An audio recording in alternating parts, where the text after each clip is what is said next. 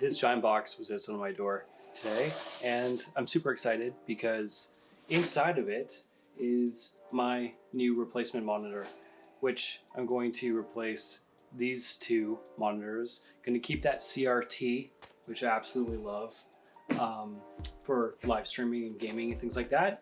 But this is my new monitor, so I'm going to open this up and share it with you all.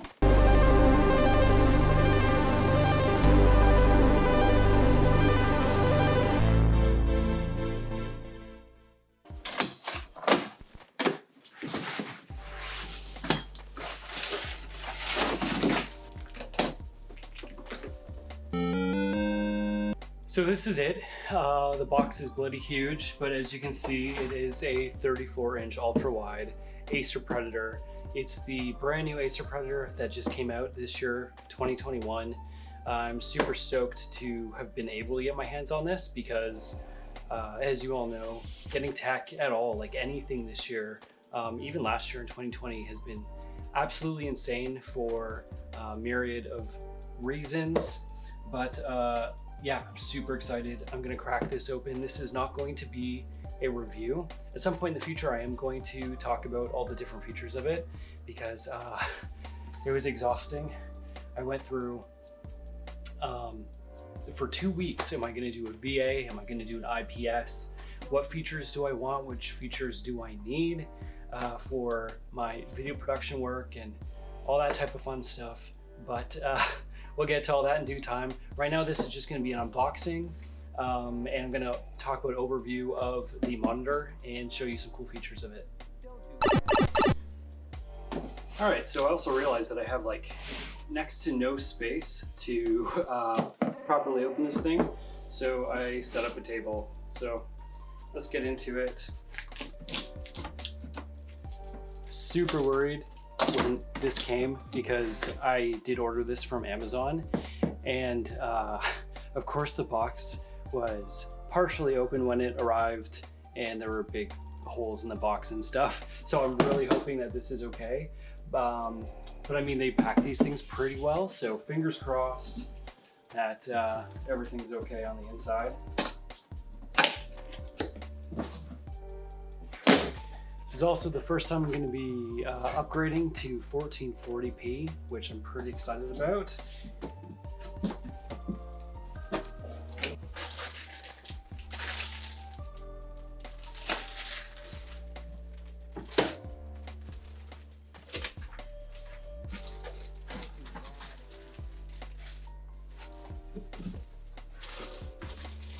Got all the cables, got a USB uplink cable here. This looks like my DisplayPort cable. Nope, this is display. This is my HDMI cable. Very cool. That everything comes right in the box. This is packed quite well. Just like look at the styrofoam, it's crazy.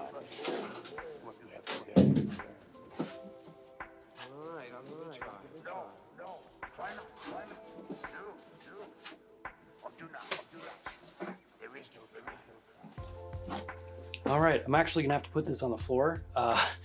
I'm lacking so much space here that I'm gonna put this on the floor and pull it out of the box.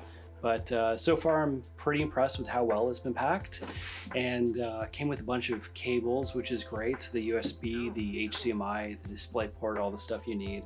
I'm really glad I don't have to go out and buy anything extra like that. Just so you can see, this is what I'm looking at. There's the monitor right there.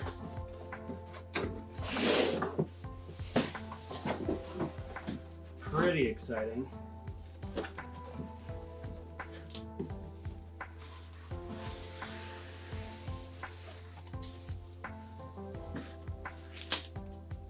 Super gently taking this out.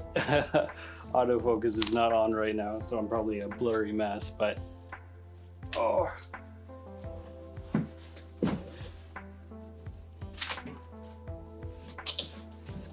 All right, gonna discard this box, or at least move it out of my way temporarily.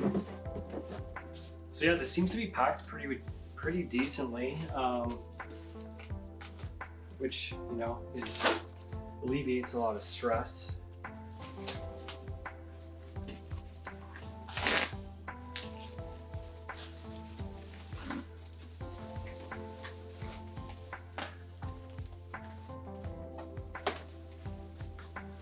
Keep all this stuff for now. Hopefully I don't have to send it back. Oh, this is nice. It comes with a Velcro strap, which is what kept it in place with the base. It comes actually connected to the base, which is really nice. Spin this around so you can see what I'm looking at.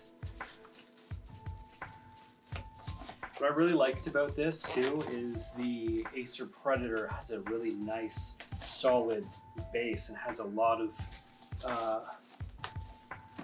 maneuverability.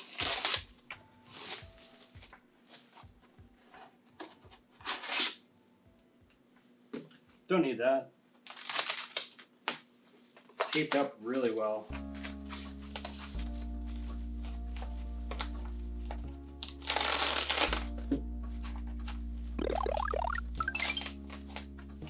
This is nice too. There's actually a little handle on the back I can use to move it around, which is great.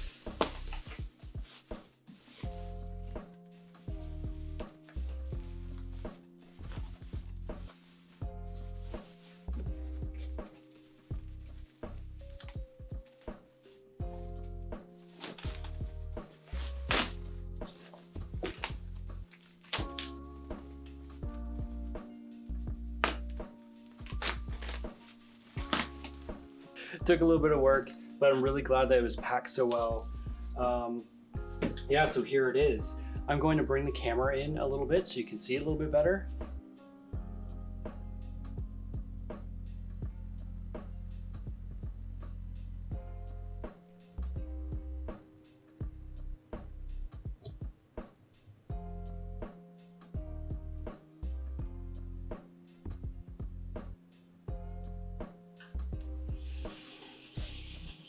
So why did I choose this monitor?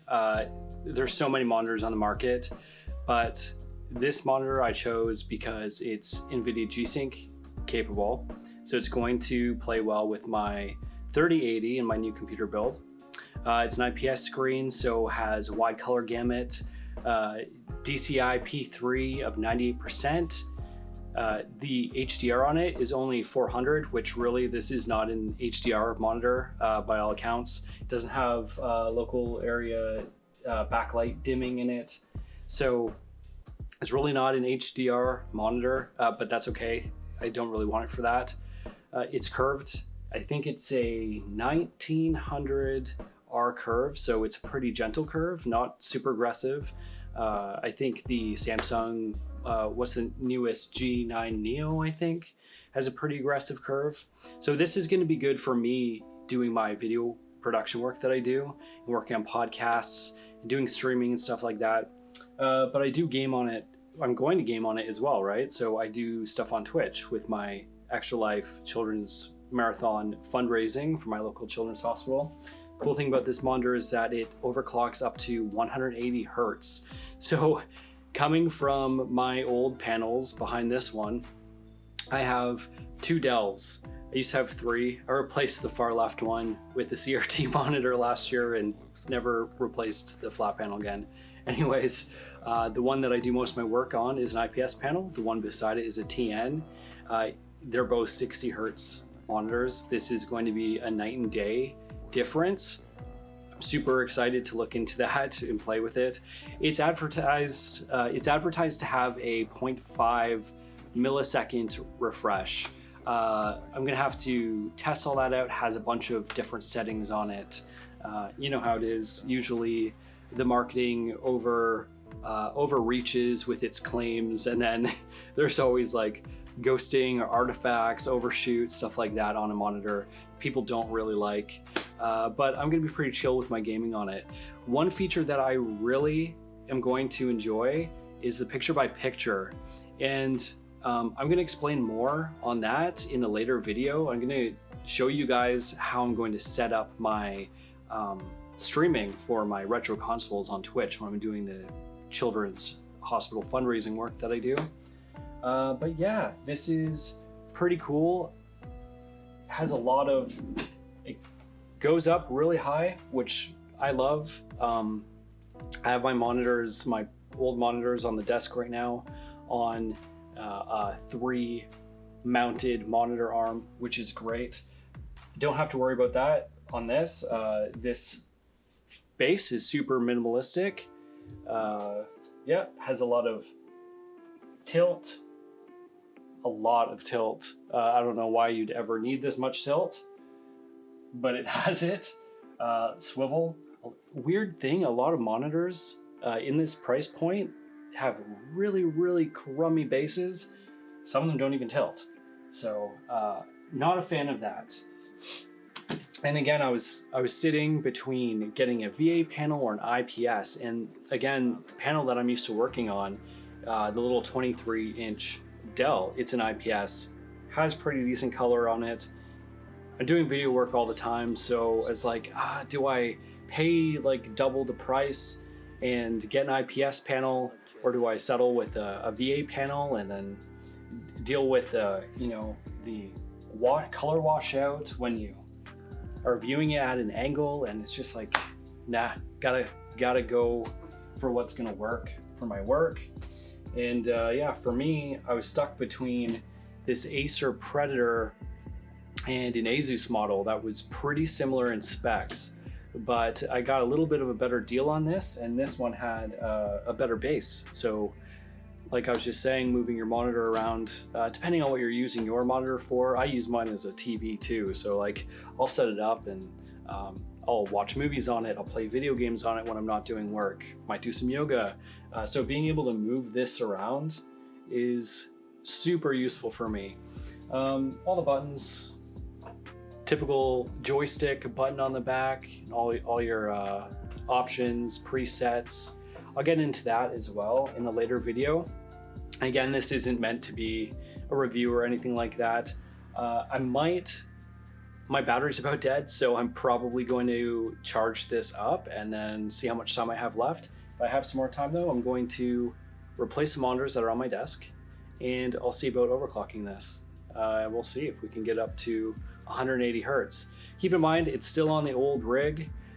This bad boy right here, it's got me through the pandemic and a whole bunch of work, but we're about to upgrade this machine, which I'm really excited about. Some of you in the Discord know that that's been coming for a really long time. I've been talking about it for too long. Anyways, let's jump cut and I'll replace these monitors. All right, that took a little bit longer than I thought it would, but we're finally set up here, and the moment of truth. Boot up and set the resolution and see if we can overclock this to 180 hertz. Help if we turned it on. Okay, this is really cool.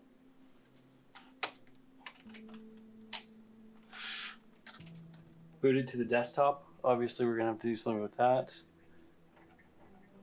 Create a higher resolution, extra wide JK Tech wallpaper, but we'll get to that at some point in the future. Let's check out our NVIDIA settings. So there we are at 3440 by 1440 native resolution. By default, it's at 144 hertz. And let's bump it up to 180.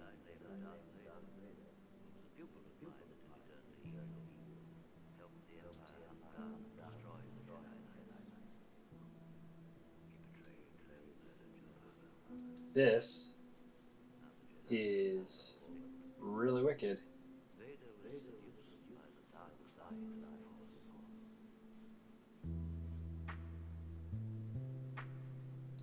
This is really cool. So like I said, this is not a review of the monitor. It's just a quick overview. I went to blurbusters.com just because after overclocking to 180 hertz, I had to see it for myself. This is really cool. I've never actually seen this before. So yeah, stay tuned, and in upcoming videos I'll dive further into all the features, the OSD and all that fun stuff, and give you a little bit more feedback as to what I really think of this monitor. So thanks so much for watching, and I'll see you in the next video. Cheers.